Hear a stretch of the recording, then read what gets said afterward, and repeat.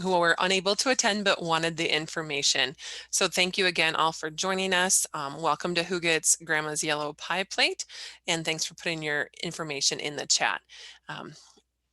My name is Samantha Roth. I work with Scott and Carver counties in the Southwest, South Central. I'm not really sure what that area is, southwest of the cities. And joining me today is Sara Croymans, who is a regional educator based out of the Morris Regional Office. We're going to start with, we called it a poll, or no, today's goals we're going to start with is to gain insight into families and inheritance by looking at challenges and complexities involved in personal possessions, the 6 key protective factors for successful planning and protecting family relationships, as well as proven educational resources that you can use. If you're busy taking notes, you're more than welcome to, but we do, as I said, record this and send it out an email as well with any pertinent links that would be helpful for you. So if you would just mind putting in the chat why you are participating in today's webinar. Is it for your personal use? Is it for professional use? Or is it for both personal and professional use? Kind of gives us a good idea who's here and wondering what's happening. And maybe some questions that you may have because of that. So as you keep putting in the chat why you are here, for personal, for professional, or both, we'll continue on and talk about, our inheritance decisions. So inheritance decisions include dealing with 2 major types of property that individuals accumulate over their life, titled and non-titled. Individuals often understand the importance of making plans to transfer our titled property, such as our land or homes or certificates of deposits, and typically that can be included in a title or will. However, we often ignore our non-titled possessions, and that's all the stuff that Sara was mentioning earlier that we may have gotten rid of as we were all quarantined at home, or maybe we haven't. And the value of our personal possessions is in the eye of the beholder. And a lot of them have emotional value to us, and some may even have some financial value. So as you think about, the different types of property values, an emotional value only would be blocks that you played with as a child, some sort of toy that, you wore out really well. Financial only could be, a gun collection and nobody else in the family is interested in having those guns or don't want guns in their home due to children's ages, that kind of stuff. There also could be both an emotional and a financial value.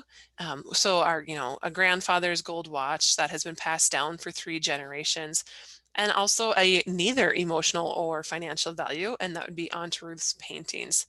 So both of these types of property are important. However, evidence does suggest that most adults have not planned ahead in regard to either their financial assets or their personal property. So well done on being here today to start that plan. And evidence suggests that a majority of individuals die without a legal will, and even fewer address their personal property.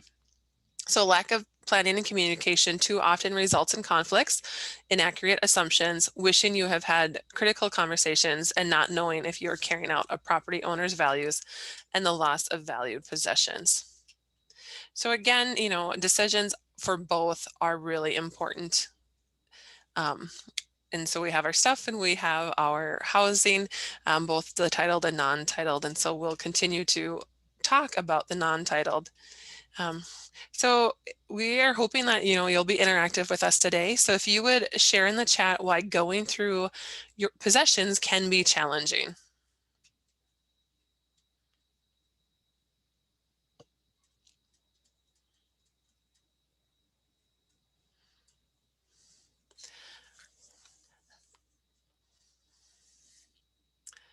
Oh, they are not in one spot. There's an emotional attachment to items. That is true. I have something my sister-in-law gave to me when we were in 5th graders. We went to the same school. We're not from the same towns.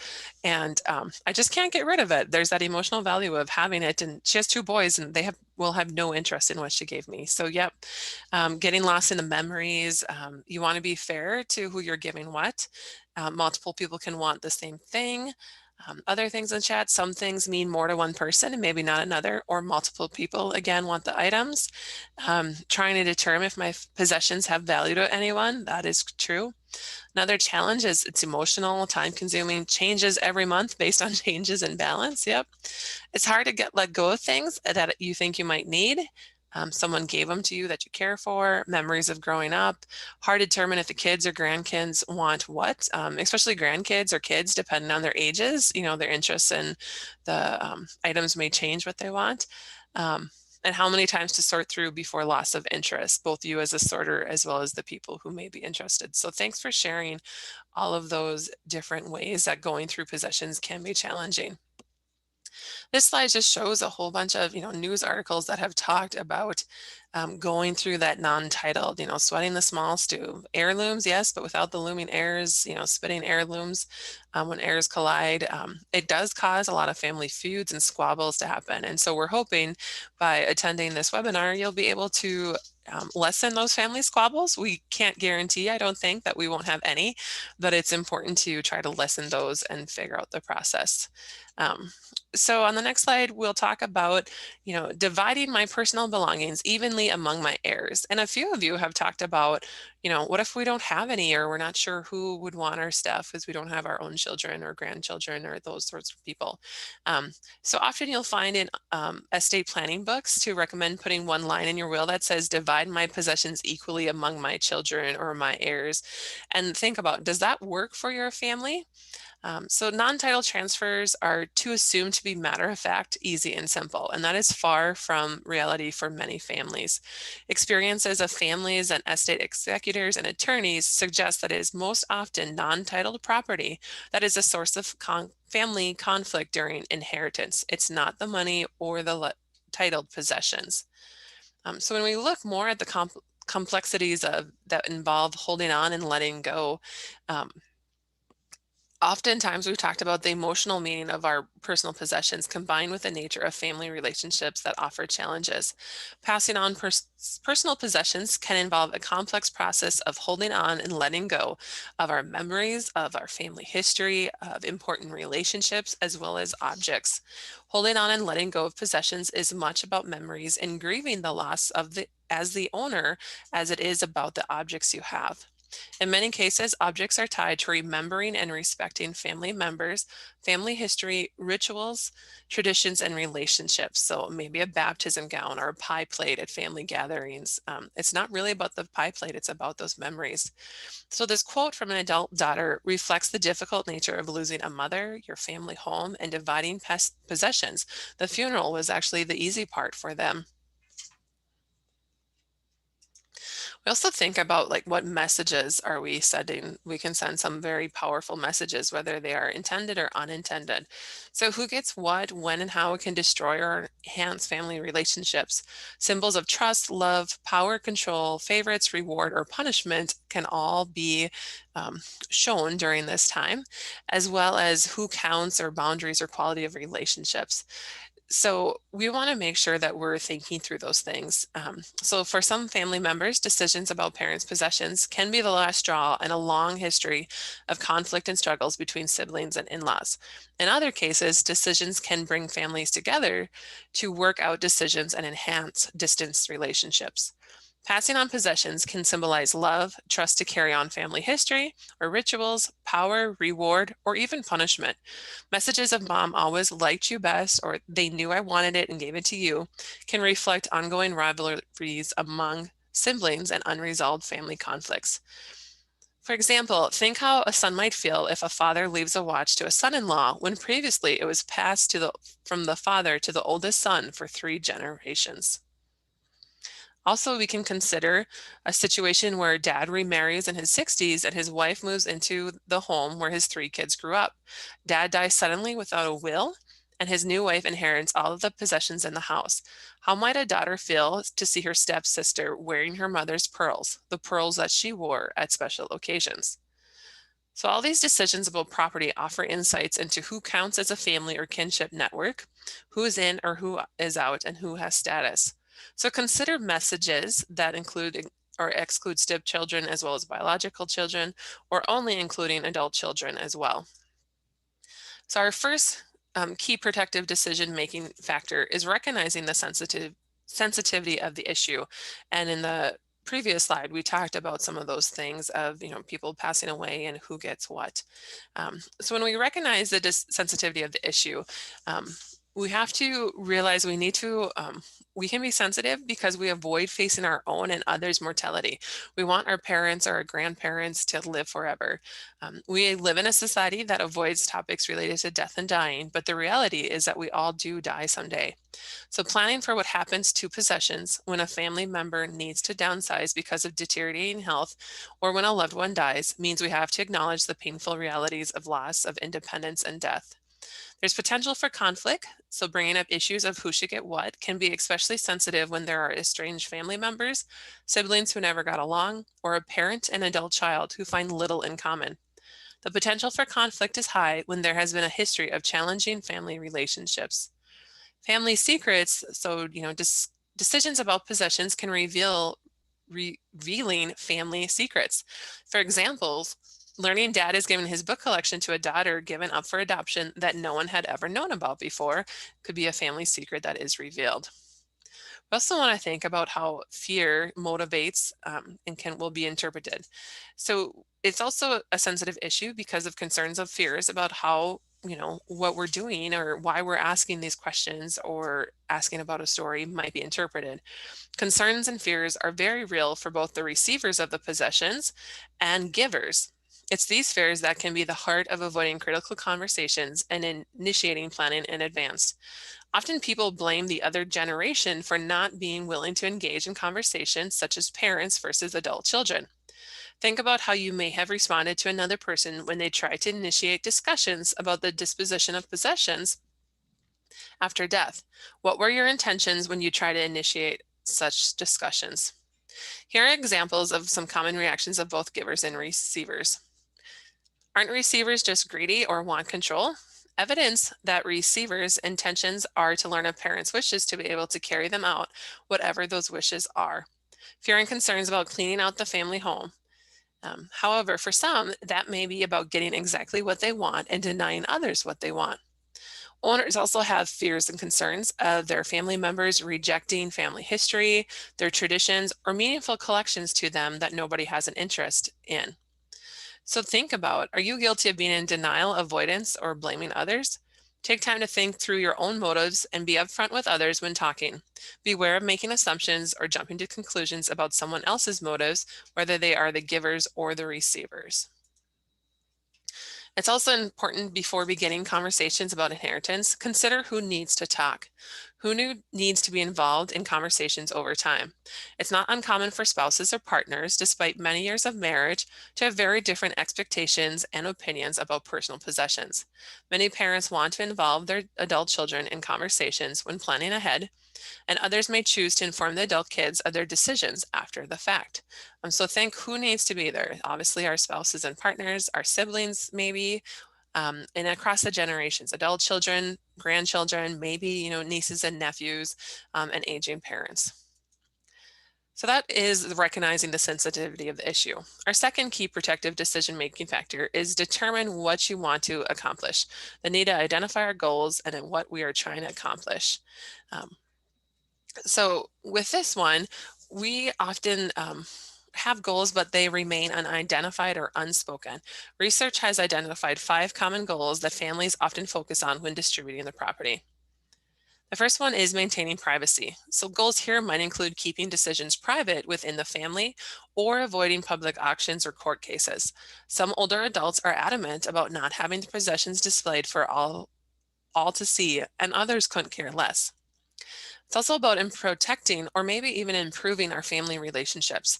Goals here might include avoiding major family feuds, tug of wars, and years of not talking.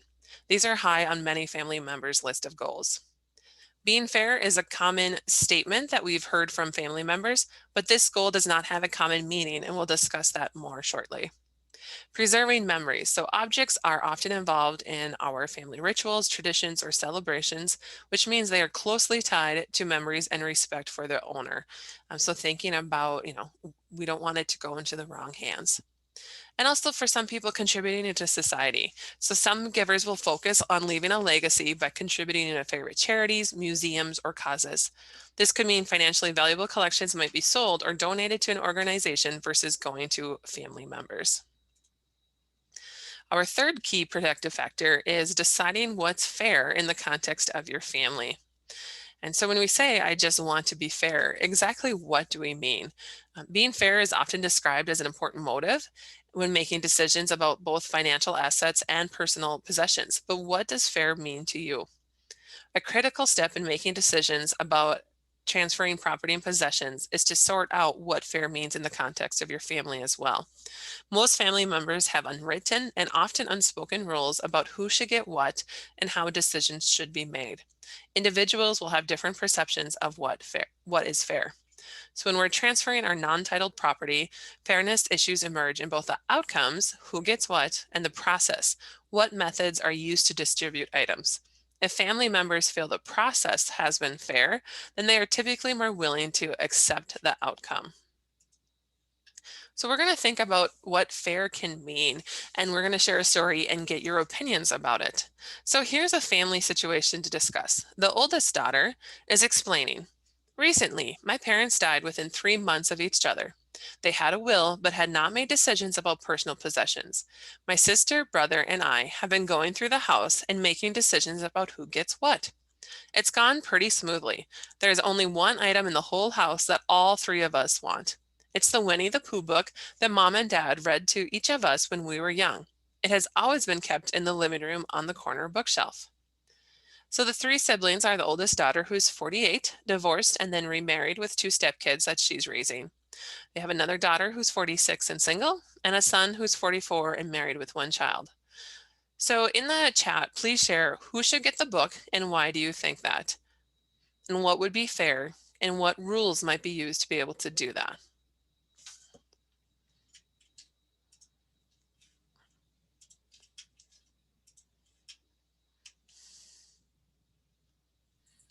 Sam, as people are typing, I wanted to share that all of the examples and scenarios that we're sharing today came up in the research that our colleagues did several years ago when this program was developed. So real life scenarios, situations, and you can probably think of some similar in your families as well.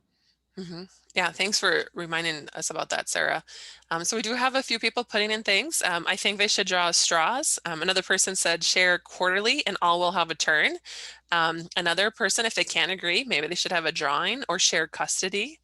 I think they should draw for it and then go with the oldest, and then it would be passed on to the next oldest. Another person said to share yearly. So as you can see, a lot of you have come up with different ideas.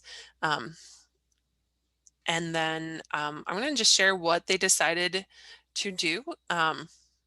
Son with one child, if child is blood relative, have a share statement so the book could be passed between family members. So this family decided, as described by the oldest daughter, that for now the book is staying where it has always been. My brother has moved into the house and we get together a lot. I guess we're leaving it there because we can't figure out who should get it. So that was how this family decided. And none of your suggestions are incorrect. It's just good to kind of think about like what would happen. And nobody had said, just leave it there because, what about who's living in the house next? So, and think, is there a solution, something you would see as fair or not? You don't have to share. But I often think, as we're going through the scenarios, how do we feel about that solution? So there are some common transfer rules, and if you might have think about rules that you've seen or heard. A few of them came like drawing straws. The oldest gets it, biological versus adopted or stepchildren, all of those sorts of things. So one approach is to focus on treating everyone the same, which would be equality. And that means, equal number of items or equal number of value, equal chance to purchase those things. A challenge with personal possessions is the impossibility of literally dividing them equally, such as that Winnie the Pooh book. Family members need to be creative when trying to achieve some sense of being equal. I think we can all agree that, to split the Winnie the Pooh book into thirds and every family member gets a third is a horrible way to decide to split up the book.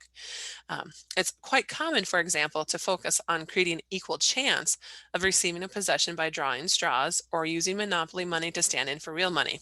That will even out the differences in the socioeconomic status of adult children.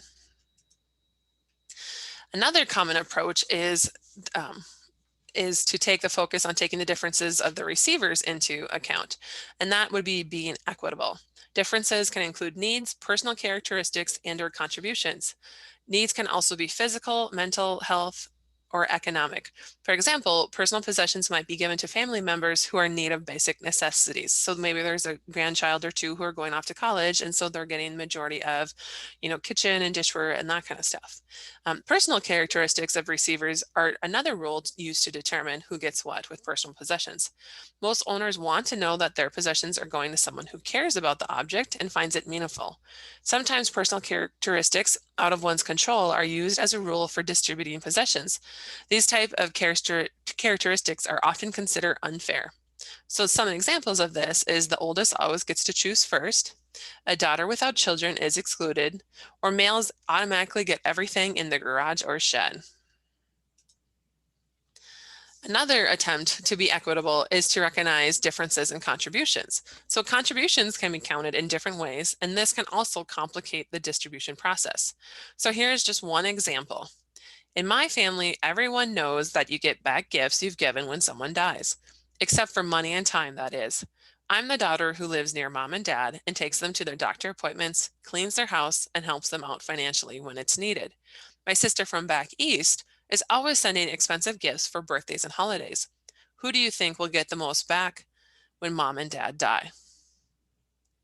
So as you can see, while we recognize differences that may be considered fair, thinking through the details will be critical to whether other family members perceive that the decisions are fair.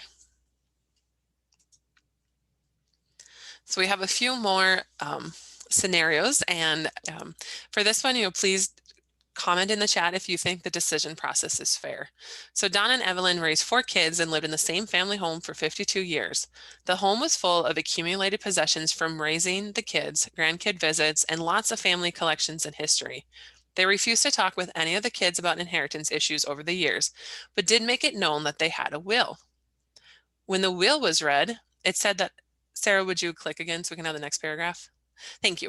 When the will was read, it said that everything in the house was to be sold at a public auction, absolutely no exceptions, and the money was to be divided equally among the 4 kids.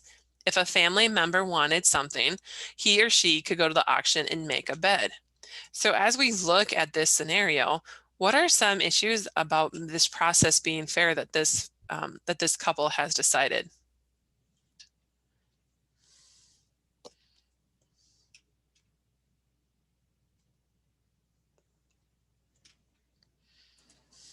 Well, it doesn't really take into account the individual family's personal financial situation. Right, right. It says, they have kids and grandkids, and how old are those grandkids? There might be something that they really wanted. There's been a lot of people who have said that, the money, it is their choice, but they may not have money to buy it back. Some things have a different sentimental value to particular people. Um, a lot of you have commented, what about the sibling who has the least money to spend on the auction? You kind of hate to take a loan out to buy your parents' goods back, but you might have to. Having to buy back something you already bought once, that's also valid. Like you gave something as a gift and now you're having to buy it back. Those with the most wealth will be an advantage, and it's possible that none of those are the children who have the most wealth. But I think that you have to consider first of all, it was a gift, so it doesn't come back to you. That's what you do with a gift, number one. And number two, that's not yours to decide what to do with.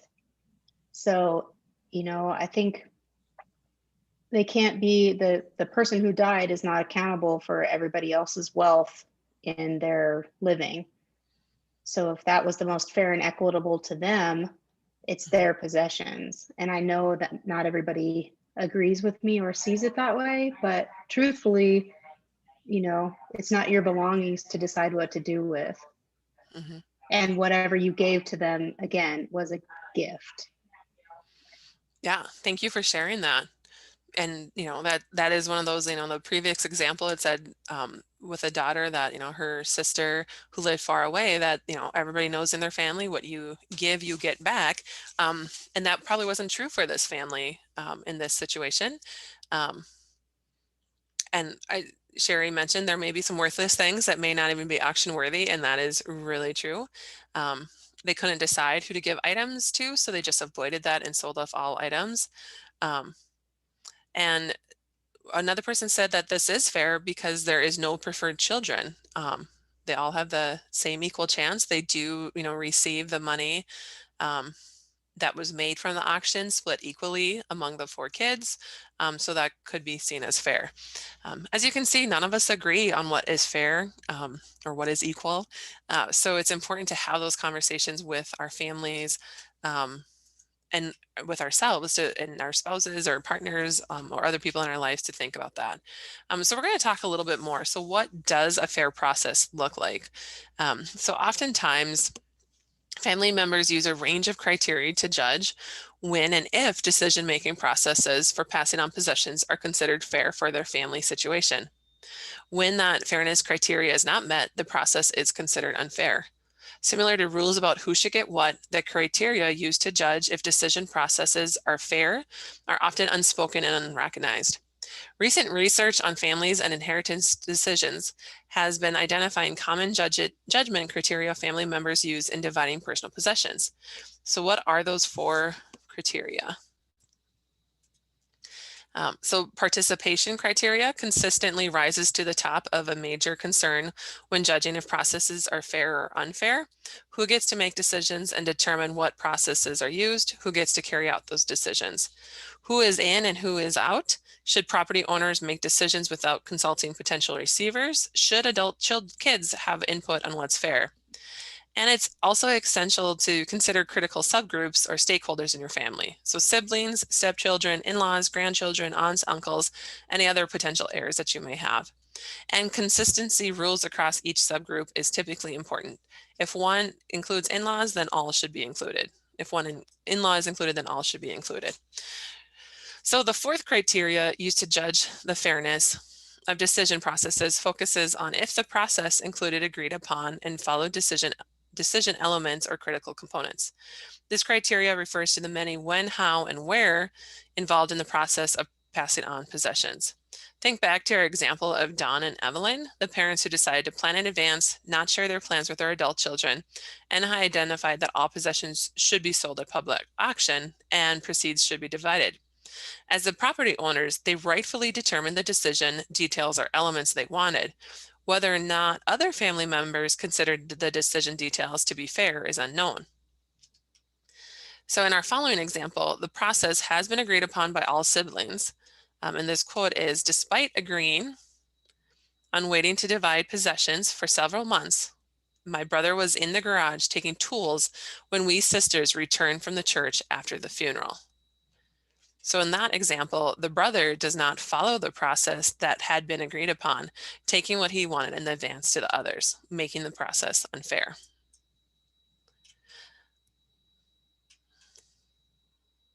All right. So another criteria used to judge is a decision process is fair, focuses on the need to be informed. So having transparent and consistent information with key individuals is a critical piece of making our family members feel that the process is fair.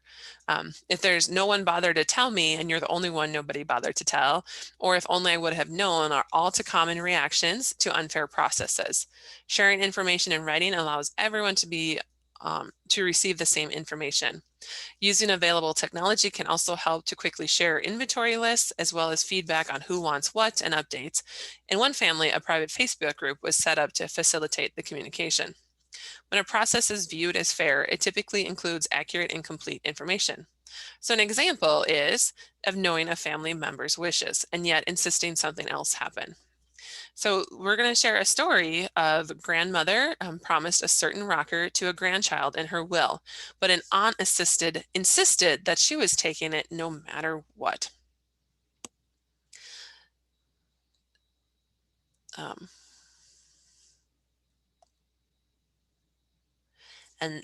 that aunt probably did not negotiate if she was taking it or not. She may have just taken it. So, will that aunt and that grandchild be speaking? We don't know the outcome of that. Another one is my brother-in-law appraised certain antiques and his estimates were far from accurate. So is that process fair? I'm sure that family wishes they would have gotten a different person to come in and do estimates on their antiques. So think about, accurate information about the value of an item affected the process to be considered fair or not. So again, a third common criteria for judging if processes are fair are how are individuals actually treated in the process. There can be all kinds of rules and agreed upon processes, but how do we experience the process? Do we feel respected and treated with dignity? Are those involved being honest with each other? Can those involved trust each other to do what is agreed upon? Family members often have expectations about what it means to treat each other ethically, and what's wrong is or what's right. So here are some examples of unfair treatment. One of my sisters took items when she thought none of us were looking. I was allowed to be at the table, but I didn't have a voice. No one listened to me. So when we're thinking about fairness, we want to make sure that we're listening for fairness language, assumptions, and motives. We want to uncover any assumptions and unwritten rules and criteria to find common ground within the family or whoever is making those decisions and being receivers of the gift. It's often easier to identify what is unfair versus fair, as well as thinking about those concerns and fears that we talked about. And ask why you're thinking it's considered or fair or unfair. Or if somebody does say, well, that's unfair, exactly why do they believe that way? For the fourth key protective factor, I'm going to turn it over to Sara.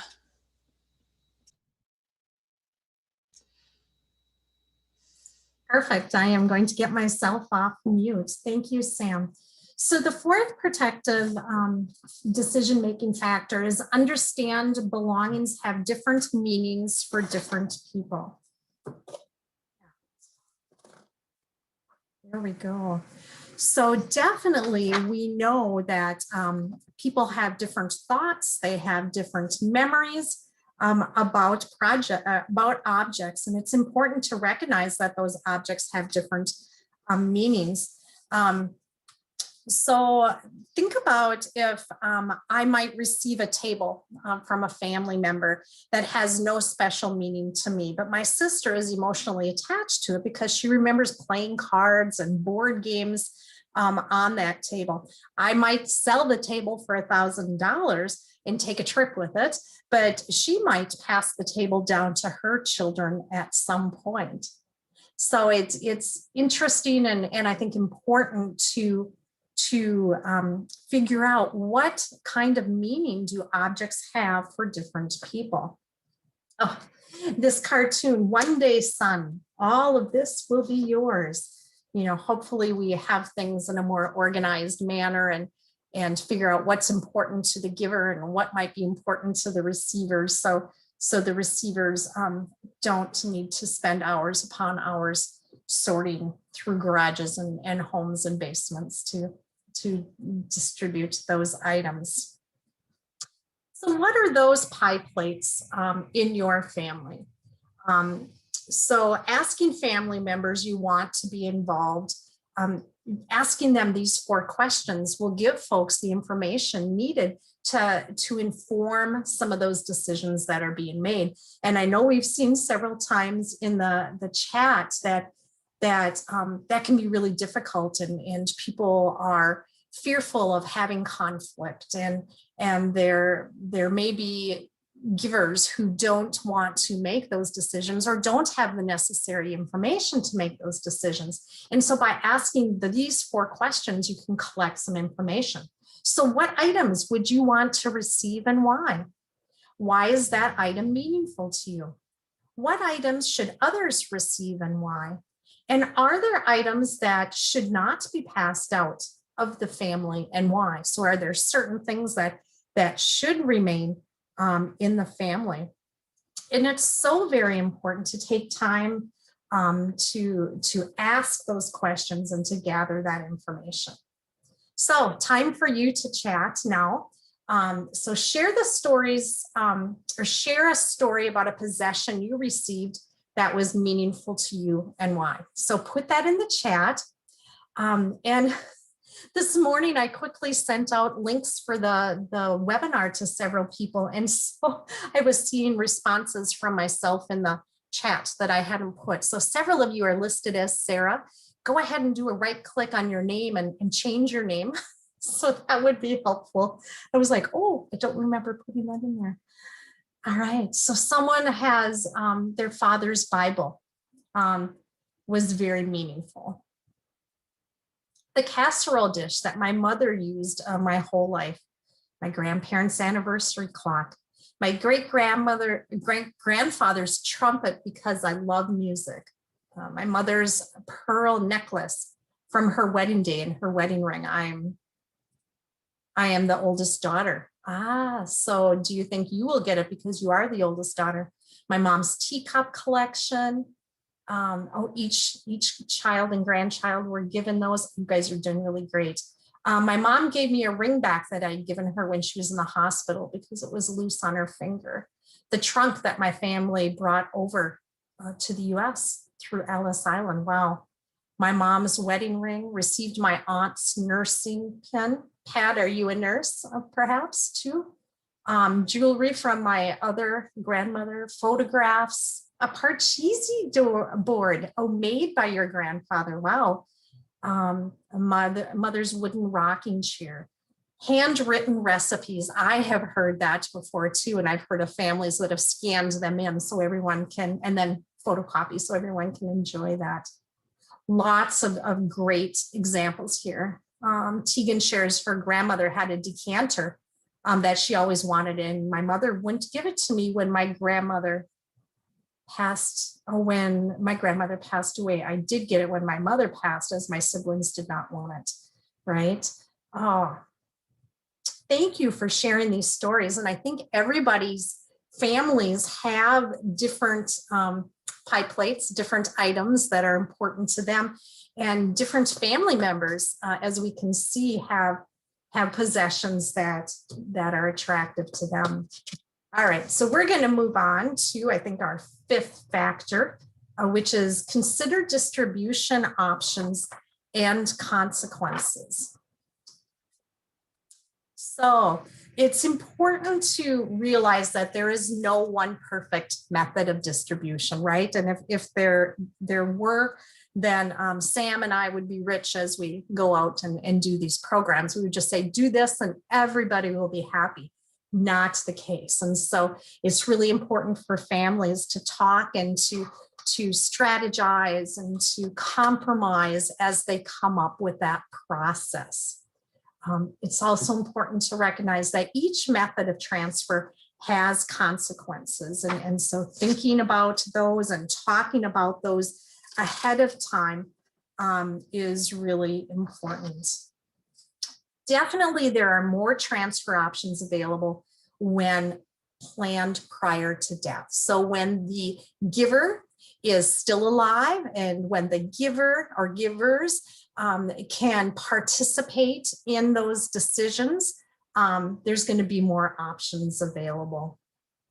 And it's so important for families to stay focused on the goals. If we think back to what Sam talked about earlier, is it privacy? Is it giving to charity? What are those goals that the family has identified? And so in most things, when we do financial management, financial capability workshops, we always have people think about their goals first. And so keep those up front and center so any actions can support that. Definitely the options have consequences, and one is doing nothing, right? And we saw some stories alluding to that a little bit in the chat, that people passed and they didn't do anything, so then it fell on the families to consider that. And so when they do nothing, there are state laws that apply. So then a certain amount of control is taken out of the hands of the family, and it can make it just a little bit more complex. And non-titled property is part of one's estate as well. And so an estate executor is typically charged with determining how that personal property should be distributed. And definitely that's one way of doing it. But if the giver is able to make some decisions ahead of time it can make things a little bit easier down the road. There is a link here to a resource where you can find your state-specific laws. And so you will get a copy of the PowerPoint, so you will have a copy of this link as well. So one of the good things to do is to have a list of who you want, if you are the giver, of who you want to receive different items. And so it'll identify who gets what. The list should be referenced in the will, not necessarily part of the will, but the will would say there's a list that indicates who I want to get various items. And definitely talk with your legal counsel about this as well. But this is typically the best, one of the better processes. So this is an example of a separate list of items. So they have to my family, heirs, executor, my personal representative, right? This is the list referenced to in my will. So please distribute items below to the people I have identified. And so they're really very specific about the items. So for example, the grandfather's clock from the living room. So maybe there's another grandfather clock somewhere in the house. I would almost do say maybe the oak one versus the maple one might be even better because items can change rooms as well. But I want that to go to my sister, Susan Anderson Jones, because maybe there's a couple Susan Anderson Jones in the community. You know, it's grandfather's woodworking tools from the basement. So being very clear with that. And then of course, having a signature and a date, right? Because this is definitely something that can be amended, added to, things can be changed. And so having that dated will definitely help folks identify which list is the most current. And having this in the handwriting of the property owner or signed or both. So if someone wants to make it on the computer, they definitely can, but we need that signature then to show that it was developed by that person. So in practice, there are really a lot of options for distributing personal property. Families are often very creative in developing their own methods or strategies that work for their specific situation. But be aware, as we've been talking, some options have consequences, and some of these might be illegal. Can you find one on the list that might be considered illegal? Shoot in the chat there if you find one of these items perhaps illegal. Pilfering, yes, right? So grabbing things when nobody else notices, that might be considered an illegal act. You know, and also consider that while a separate list may be appropriate for the most valued possessions, almost everyone has stuff that is better given to charity, right? Secondhand stores, maybe sold at auction, or maybe some things just need to be shredded or some things need to be put in the trash. So I think acknowledging that we all have some of that stuff and maybe somebody else doesn't want that. Although many people do it, labeling items with names on masking tape or making verbal promises are not legally binding methods of distribution. And we know that masking tape can be removed from items and changed around. So definitely we talked about pilfering may be illegal, considered unethical by a lot of people as well, but in many families it is a reality. But remember, if no plans are in place or no wishes are known, state laws will apply. Every state has those laws. And non-titled property become part of that estate again. If there is a will in a separate list, the estate executor is charged with honoring the deceased person's wishes. Okay. All right. So when we think about all of that stuff that we have too, not knowing what's important to folks, but the less you own, the less that owns you. And do know that there are different services out there. There are professional services that help people with decluttering and getting rid of things. Sorting and donating along the way is also really important to keep things manageable.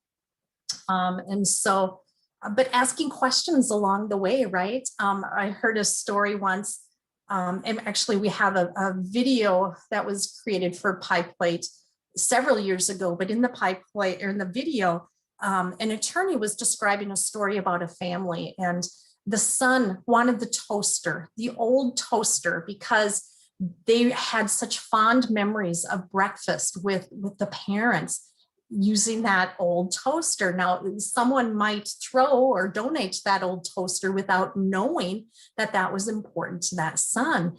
And so again, having those conversations are so important, right? Because we don't know what we don't know. And so we need to ask those questions to find out what others are thinking and feeling.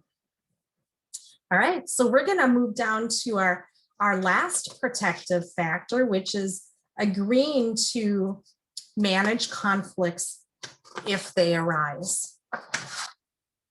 Now, conflict can be really uncomfortable for most of us, but we need to recognize and head off potential sources of conflict. Conflict is often more common when the property owners do not make and communicate property transfer decisions prior to death, thus leaving adult children and others with the responsibility to work it out. Research has identified 4 common sources of conflict that arise when dealing with personal possessions and inheritance decisions, and that includes that lack of communication or miscommunication. It could be different values, attitudes, and beliefs. It could include different expectations about roles. And it could involve unresolved prior conflicts, right? Where old disagreements or arguments are brought forward. But I think that what really hits me is that, you know, the conflict is more common when the givers don't make any decisions. And so I'm hoping that someday I'll take action and make those decisions so my children aren't placed in a position of having to disagree and figure that out. So hopefully givers will consider that. So what are some tips for managing conflict, right? Pretty simple sorts of things. The first is to remember to listen, right? To be quiet, to hear what the other people are saying, maybe to do that reflective listening, to respond back. This is what I heard you saying, is that correct? To ensure that you are understanding what the other person is saying. Communicate and be transparent in both words and actions, right? So that those align. Sometimes we just need to agree to disagree. It's important to negotiate and compromise, and that can be difficult and challenging. But I think families can be really creative, right? With that compromising, and all of you did a super great job with the Winnie the Pooh book earlier when we were thinking about some scenarios, right? We could rotate it perhaps. One option that didn't come up was maybe we could go on eBay and find two additional books very similar that other people could have. But and even the recipe idea, the handwritten recipes, can we photocopy those and have a cookbook for everybody? So being very creative in how to compromise. Easier said than done, but forgiving and repairing relationships is a strategy, right? For trying to manage and resolve that conflict. And if people keep their goals in mind, and if keeping peace in the family and maintaining those good relationships is important, then this is essential. And sometimes it is important to involve mediators or third parties, and there is nothing wrong with that. If you realize or expect that it is going to be really bad with the conflict, it is okay to bring in an agreed upon mediator or third party to help with that process. That would be super proactive.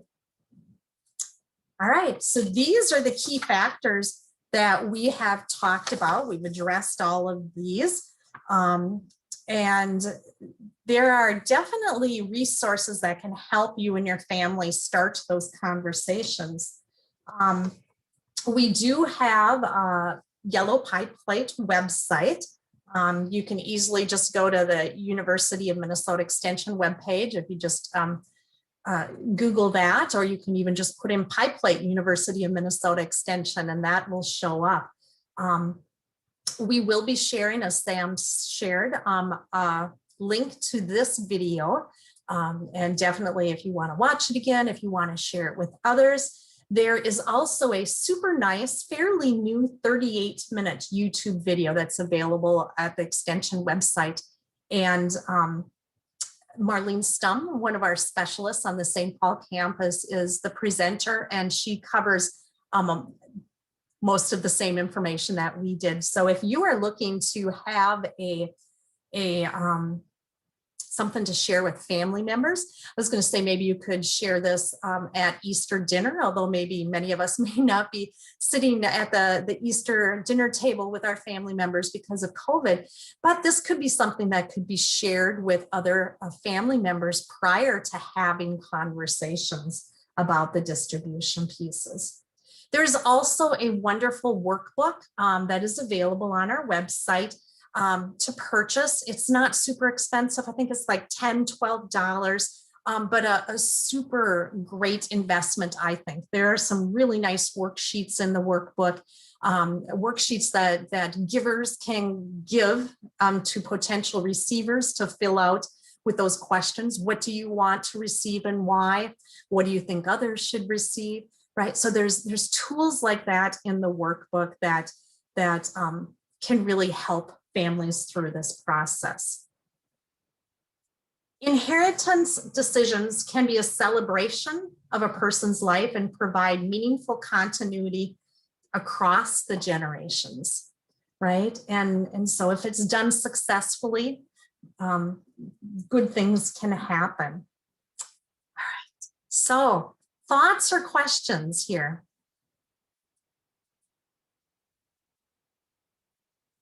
All right, so Meg is asking, if the person doesn't have money to have a lawyer to write up a will, is a notary signed document just as legal? Sam, thoughts on that one? I'm not an attorney. I would hate to say yes and not have that be the case.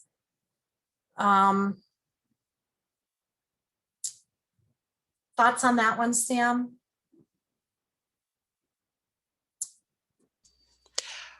I don't have a definitive answer.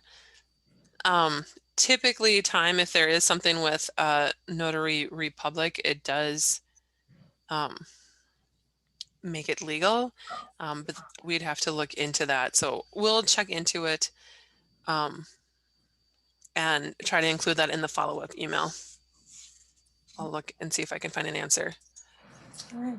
So if you have additional questions, go ahead and put those in here. So Linda's saying there's a website that you can go to for Minnesota. Okay.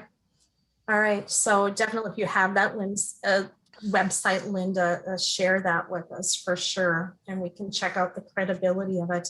We do ask if folks can complete a short evaluation from this webinar, because that is extremely helpful to us in a variety of ways. One, it helps us improve future programming. And second, it helps us document value or lack thereof to our stakeholders as well. And so this link will also be in the follow-up email. I'm not sure, Sam, can you pop that into the chat perhaps as well? Also, in a couple of months, you will receive a follow-up email. And so we'll be asking some questions on, did you take any action related to the transferring of non-title properties? So be watching for that. Several of you indicated that you were participating in this webinar for professional reasons. If you want or need to document participation on the webinar, send me an email and we will get a certificate of participation out to you. And Sam, you're doing such a great job putting things in the chat, if you could put my email there, but that will also be in the follow-up email. We do have a few more webinars coming up in our current series. This webinar will fit into our Finding webinar series. And so we have an advanced care planning.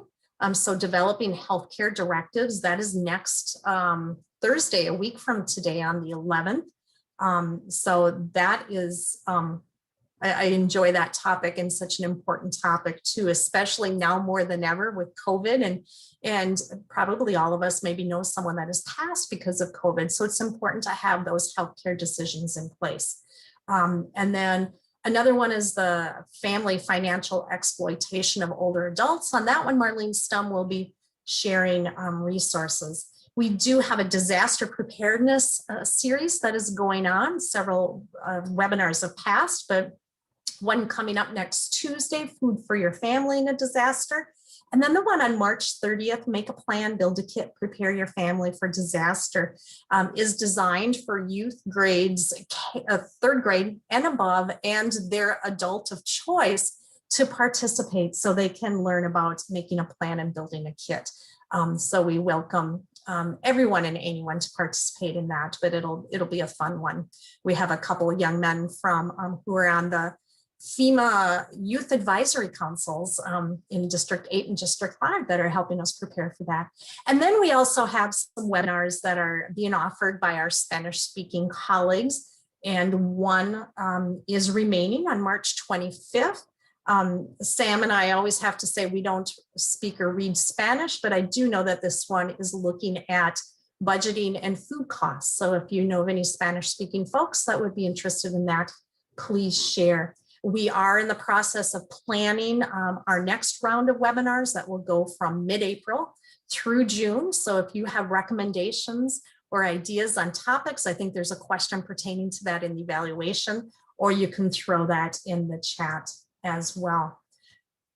Finally, we also encourage you to engage with us. Our University of Minnesota Extension is very active on social media. So through Facebook, Instagram, Pinterest, Twitter, and then several videos available on YouTube. Also, you can check out our family news website that has listings and information about upcoming programming. So, any final questions or thoughts that folks might have? We are so pleased that folks are able to be with us today. Thank you so much.